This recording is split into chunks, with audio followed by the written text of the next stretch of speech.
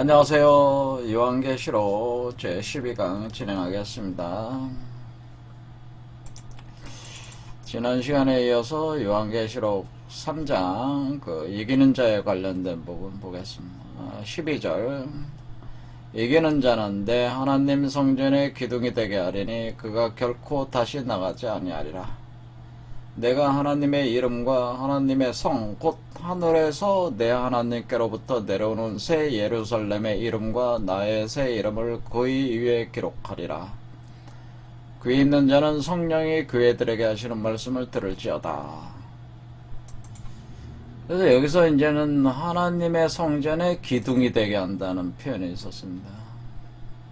요 표현이 있어가지고 요거를 이제 지난 시간에 이제는 쭉 해석했는데 워낙에 이 성전에 관련된 내용들이 좀 역사적으로 상당히 많은 어떤 내용들이 이렇게 담겨 있기 때문에 그것으로부터 이렇게 개념을 추정해 나가기 위해서 지난 시간에 상당히 여러 가지 얘기를 했는데 여러분들께서 잘 이해가 되셨는지 모르겠습니다. 자, 그래서 지난 시간에 한 것들을 좀 성전에 관련된 걸 약간 정리를 하고 가겠습니다. 일단은 우리가 이 성전이라고 하면은 어떤 건물을 뜻하게 되니까 이 건물이 우리가 보통 이스라엘 땅의 예루살렘이라는 도읍에 성전이 있는데 그 성전이 처음 지어진 게 솔로몬 성전이라고 하는 거죠. 솔로몬에 의해서 지어진 성전이 있는데 이렇게 생겼죠. 그래서 이 성전이 원래 솔로몬에 의해서 지어졌는데 이 솔로몬 성전이 바빌로니아에 의해서 파괴가 되면서 그 뒤에 이제 솔로몬 성전이 제일 성전이 되고 그 뒤에 바빌로니아를 쓰러뜨린 페르시아 퀴루스 황제의 이쪽 팔레스틴 이스라엘 쪽에 파견된 총독이 이제는 유대인 수룹바벨이었는데 이 수룹바벨이 성전을 또 이제는 짓게 되는데 이것이 이제 제2성전이 되는 거죠. 그래서 솔로몬 성전이 제일, 수룹바벨 성전이 제2성전이 되는.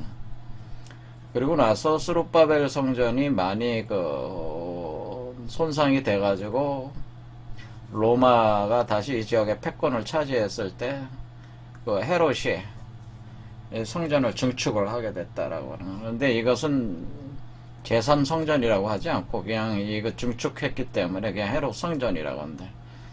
그래서 유대인들은 어떻게 생각하냐면 제1성전과 제2성전 다음에 다시 예루살렘에 제3성전이 올 때가 인류가 종말할 때다 이렇게 이제는 유대인 종말론은 그렇게 돼 있다고 하는 거죠.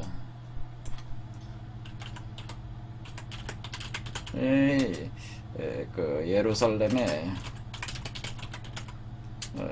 건설될 때 종말이 온다고 하는 거죠. 왜 그러냐면은 솔로몬 성전을 다시 수룹바벨 성전 지어줘. 헤롯 성전은 이것은 AD 한 70년경에 로마에 의해서 완전히 파괴가 됩니다. 하도 유대인들이 하도 거기서 저항이 심하게 일어나니까 로마 쪽에서 유대인들을 다 내쫓아버리는 거죠. 그 땅에서 내쫓아버리는 거예요. 그러니까 성전이 다 파괴가 됐으니까 이제는 지금 성전이 없는 거죠. 지금은 팔레스틴 거기 예루살렘에 가면은 통곡의 벽인가 성전의 흔적만 좀 남아있고 성전이 없는 거예요. 그러니까 이제 제3성전이 지어지면은 그때가 이제 종말 때다라고 이렇게 이제 그런 주장들을 유대 그쪽에 종말론자들이 그렇게 주장을 하는 겁니다. 그런데 원래 이 솔로몬 성전의 모델 솔로몬 성전은 원래 장막성전을 모델로 해서 이게 지어진 것이기 때문에, 사실은 모세가 이집트에서 이스라엘 백성들을 출애굽시켜가지고 가나안으로 갈 때에 만들었던 성막 구조가 있는데, 장막성전이라고 그래요. 장막성전이 있어요. 그래서 장막 형태로 이렇게 이동 중이니까 이렇게 고정된 위치에 성전을 지을 수가 없으니까 성전의 형태를 구성을 해서 장막 형태로 구성을 해서 이동을 했단 말이에요. 이동을 할 때에 요게 이제는 여기 보면 이게 이제는 성막 구조, 그걸 성막이라고 하는, 성막 구조가 이렇게 바깥에 이렇게 막을 치는 거죠. 이렇게 이게 이제 그 모양인데, 이거를 이제 평면대로 그려놓은 거죠. 이걸 평면대로 그려놓으니까 막을 이렇게 치고, 이렇게 사이즈가 딱 있어요. 막을 치고, 여기에 안에 또 뭐냐면은 번제단을 만드니까, 번제단이라는 건 이제는 소나 양 같은 거를 여기서 이제 잡아가지고 이제 불에 태우는 거죠. 불에 태우는 번제단. 그 다음에 여기 물두덩이라고, 물을 담아놓는 큰 그릇 같은 게 있는 거죠. 이게 솥 같은 게 있는 거죠. 물두덩이라고.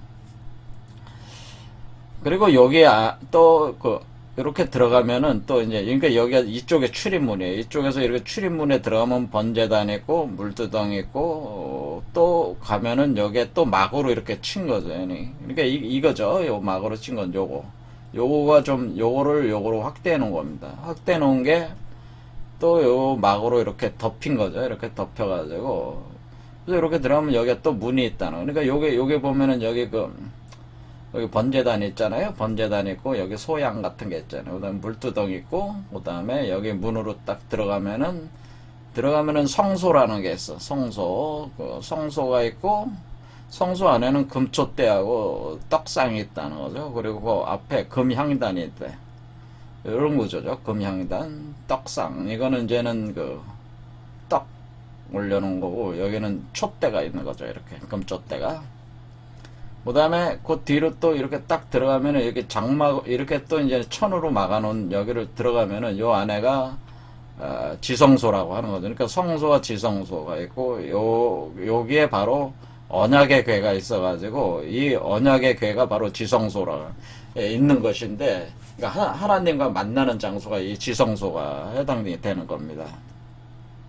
그러니까 제사장들이 여기로 들어가서 이제 하나님과 만난다, 그런 얘기가 되는 건데, 여기에 바로 언약의 궤가 있다고 하는 거죠. 그래서 이 언약의 궤 안에 세 가지 보물이 있었다고 하는 거죠. 세 가지 보물을 놓은 게 뭐냐면은, 만나나 봤죠? 만나가 뜬 항아리. 그 다음에 모세가 10계명이 있는 돌판 2개가 있잖아요. 각 5계명씩. 그러니까 10계명 돌판 2개가 있었죠. 2개. 그 다음에 또 하나가 뭐냐면 아론의 쌍난 살구지팡이.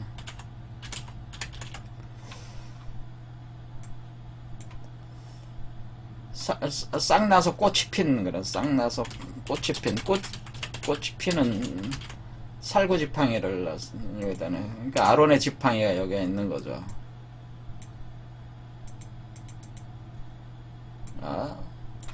이렇게 세 개의 보물이 여기에, 이 언약의 궤에 있습니다. 이렇게 있어가지고, 요 상태 자체가 이제는 성막이라고 하는 거죠. 성스러운 막. 그러니까 이 모델을 그대로, 솔로몬이 이 모델을 그대로 여기 보면은 똑같이 여기 물두덩이 있고 번제단 있고, 여기 이 건물 자체 안이 지금 2개로 구분이 되어 있고, 안에 이런 식으로 똑같은 구조로 해놓은 거예요. 그러니까 이 솔로몬 성전은 이 성막을 복제를 해놓은 거죠. 왜냐하면 더 이상 이동하는 관계가 아니고 예루살렘을 지금 정복해서 수도가 된 거니까 여기다 이렇게 성전을 졌단 말이에요. 그러니까 이거를 계속 모사를 하는 거죠. 그러니까 원래 그러니까 여기서 이제는 그 솔로몬 성전이 곧 성막이라고 하는 걸 알 수 있어서 솔로몬 성전이 곧 성막이다라고 하는 거.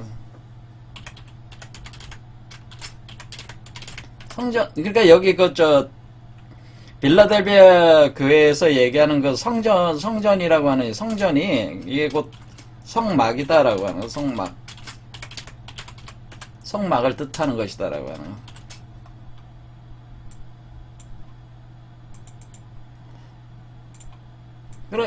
그러니까 이거는 이게 왜 그러냐면은 이게 이제는 여기 보면은 요한계시록 계속 그런 얘기가 나오는 거잖아요. 요한계시록 21장에 보면은 3절에 보면은 내가 들으니 보좌에서 큰 음성이 나서 이르되 보라 하나님의 장막이 사람들과 함께 있음에 하나님이 그들과 함께 계신다. 그들은 하나님의 백성이 되고 하나님은 친히 그들과 함께 계신다. 그러니까 여기서 장막이라는 표현을 쓰고 있지 않습니까? 그러니까 이 장막이 바로 성전이라고 하는 거죠. 그러니까 이 성전이 있어서 그 성전에 하나님이 임재를 하는 거잖아요. 임재를 하게 된다는. 그러니까 하나님과 만나는 위치가 지성소니까 하나님이 그쪽으로 이제 임재를 하는 것이다. 그런 얘기예요. 그러니까 그런 식으로 그런데 그런 장막이 사람들과 함께 있게 되는 형태가 되는 것이다라는 주장을 하는 거죠. 그래서 그럼 장막 성전이 도대체 뭐냐라는 거가 그러니까 장막 성전이 모세가 이집트에서 가나안 땅으로 가기까지 하는 그거는 역사적이고 물리적인 장막이잖아요. 그럼 우리가 영적인 장막이 무엇이냐라는 거를 영적 장막이라는 게 있다는 거예요. 영적 장막. 왜냐면 지금 우리가 구약이라고 하는 것은 육적인 어떤 역사적인 어떤 사람들, 바로 이스라엘 백성들, 역사적인 사람들을 대상으로 해서 진행된 거고, 이 신약에 들어오면서는 영적 이스라엘 백성들을 대상으로 하는 거기 때문에, 이 육적인 세계에서의 육적인 장막과 성전, 그것이 이제 성전의 모델이 되는 거 아니겠습니까? 그와 같은 형태의 성전 구조가 영적 성전이 있다고 하는 거죠. 영적 성전. 이 장막이 곧 성전이니까. 자, 그러면 우리가 이 장막이라니까 육적이고 역사적인 장막이라는 개념이 그대로 영적으로 대입이 되는 겁니다. 그러면 영적으로 생각할 때는 우리가 이집트 땅에서 가나안으로 간다고 하는 것은 여러분이 이 물질적 세계에서 영적인 에덴 동산, 천국으로 가는 것이 바로 이 이집트에서 탈출해서 가나안으로 가는 그 여정과 동일한 개념이라고 하는 거죠. 그럴 때 성전이 어디에 있느냐라고 하는 거죠. 영적 성전이. 자, 그러면은 우리가 영적 성전이라고 하는 이 개념을 이 장막이라고 하는 개념이 되는데, 이 장막이죠. 그러니까 이제 성전이 이제는 장막이 되는 겁니다. 이걸 알아야 된다는. 이 성전이 그러니까 곧 장막이구나. 그럼 장막을 또 표현을 어떻게 하냐면은, 요한계시록 15장에 보면은, 하늘의 증거 장막의 성전이 열리며, 7 재앙을 가진 7 천사가 성전으로부터 나왔다라고 하는 거죠. 맑고 빛난 세마포 옷을 입고 가슴에 금띠를 띠고 이런 식으로 설명을 하고 있다. 그러니까 우리가 하늘의 증거장막 성전이 열린다고 그랬어요. 그러니까 하늘의 증거장막 성전이 있다고 하는 거죠. 그러니까 증거장막 성전, 그러니까 장막 성전이라고 분명히 얘기하고 있죠. 근데 앞에다가 하늘이라는 말이 있고, 그 다음에 증거라는 말이 있고, 장막 성전 이런 말이 있다고 하는 거죠. 그러니까 우리가 이 장막 성전이라고 하는 것은 장막이라고 하는 게 성전이라고 그랬는데 여기 다시 장막 성전이라고 분명히 표현을 해주면서 앞에다가 증거라는 말을 붙여서 증거한다라는 뭐. 그러니까 증거라는 거는 개념과 관련된 장막 성전이라고 하는 거예요. 근데 이게 하늘에 있다고 하는 거죠. 자, 그러면 우리가 여기서 증거라는 얘기는 그럼 뭐냐? 증거를 한다는 게 뭐냐 도대체? 증거라는 말이 이렇게 붙어 있잖아요. 그래서 이 증거가 뭐냐라는 거죠. 증거. 그러니까 이 그러니까 어떤 증거를 이렇게 가 되는 어떤 사람이 있어요. 증거가 되는 사람. 그 증거의 어떤 것을 이렇게 뭐라 그래야 되나, 그 사람이 얘기하면 그 사람이 얘기를 하면 그 사람의 진술서가 증거로 인정되는 그 사람이 있단 말이에요. 그 사람들을 증인이라고 우리는 하는 거잖아요. 어떤 증거를 제출하는 사람들이 증인이잖아요. 그렇죠. 증인이 있단 말이에요. 증거가 되는 증거를 제출해주는 어떤 증인이 있다. 이렇게 생각하시면 됩니다. 그래서 이 증인이라는 개념이 증인, 이 증인이라고 하는 게 요한계시록 또 나오는 거죠. 계속 이렇게 보는 겁니다. 그러면은 이 증인이라고 하는 것이 요한계시록 15장에 가면은 내가 나의 두 증인에게 권세를 주리니 이런 말을 있어요. 그들이 굵은 베옷을 입고 1260일을 예언한다. 이런 표현이 있어요. 그러니까 내가 나의 두 증인에게 권세를 준다고 할 때 두 증인이 있지 않습니까? 그러니까 여기서 그러니까 여기 증거라는 말은 두 증인이 제시하는 그것이 바로 그 증거니까 그 두 증인과 이게 같은 통하는 거죠. 이게 두 증인. 그러니까 이 두 증인이 있는 장막 성전이다, 그런 개념이라는 거죠. 이 증거 장막 성전이라는 거는 두 증인이 어떤 메커니즘으로 돌아가고 있는 두 증인이 있는